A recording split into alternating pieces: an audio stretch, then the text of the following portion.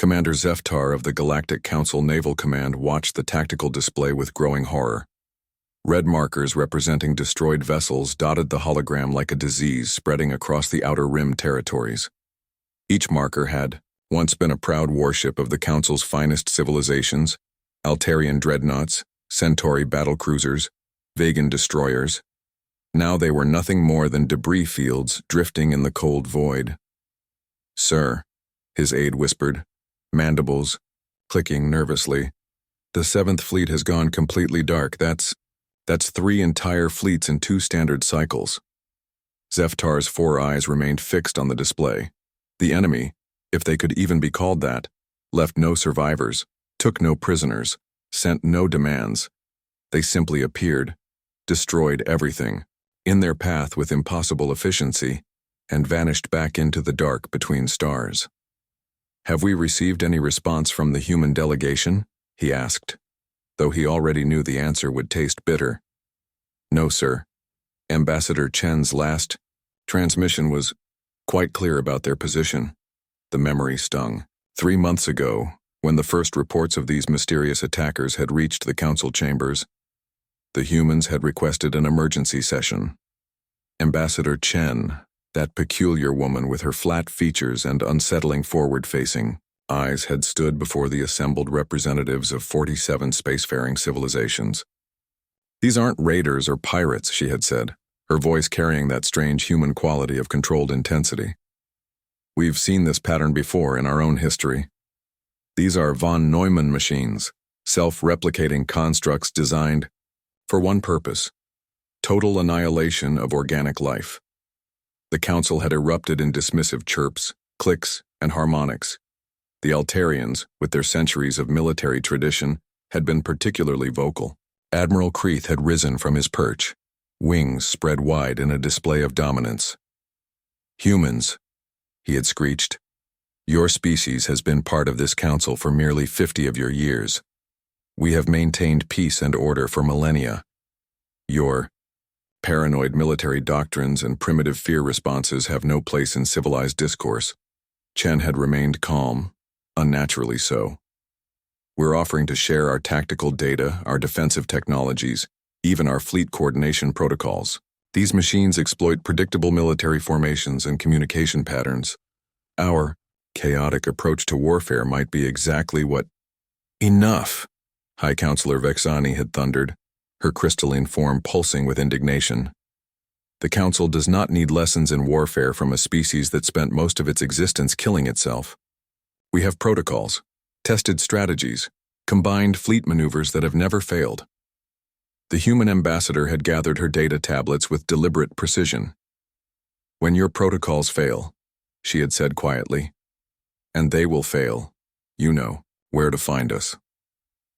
Now, watching the tactical display update with fresh casualty reports, Zeftar understood the weight of those words. The enemy moved like nothing they had ever encountered. They adapted to every strategy, countered every formation, learned from every engagement. The Council's time-honored tactics, their precise battle lines, their coordinated maneuvers, their predictable communication protocols, had been turned against them with devastating effect. "Sir," the aide's voice cracked with fear, "long-range sensors are detecting the enemy formation approaching the Kepler defense grid. They're requesting immediate reinforcement." Zeftar closed his eyes. The Kepler system housed nearly 2 billion souls across 3 worlds. It was also the last major stronghold between the enemy and the core worlds. "What assets do we have available?" The Truth's Harmony battle group, sir. But that's only 12 vessels, and after what happened to the 9th Fleet, 12 ships against an enemy that had destroyed 3 fleets. Zeftar's tactical computer helpfully calculated their odds of success: 0.0003%. "Sir," another technician called out, "we're receiving a transmission. It's from the human territories." The main screen flickered, then resolved into the image of Admiral Sarah Chen, the ambassador's sister, if Zeftar recalled correctly. Behind her, he could see what looked like organized chaos. Humans running in all directions, shouting at each other, gesturing wildly.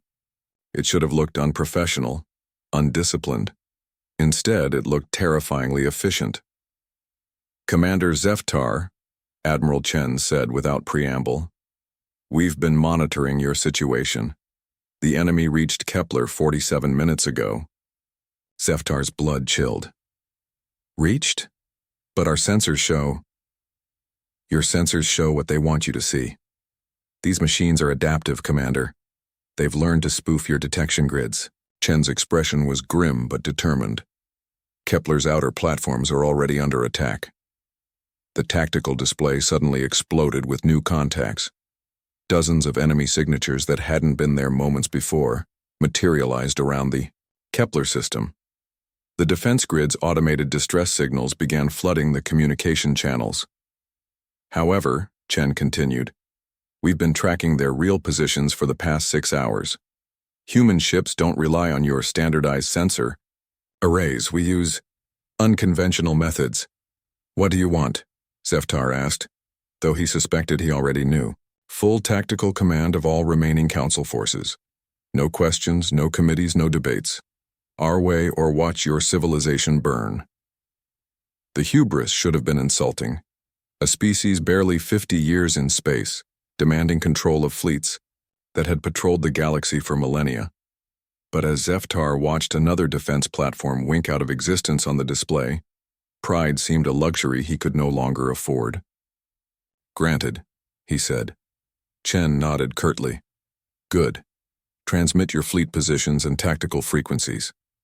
And Commander, tell your captains to ignore everything they learned in their academies. For the next few hours, they're going to fight like humans." What followed defied everything Zeftar thought he knew about space combat.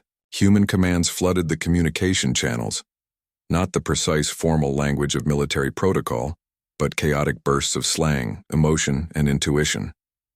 Council ships began moving in patterns that violated every principle of formation. Flying. They broke apart, regrouped, feinted, and struck from impossible angles.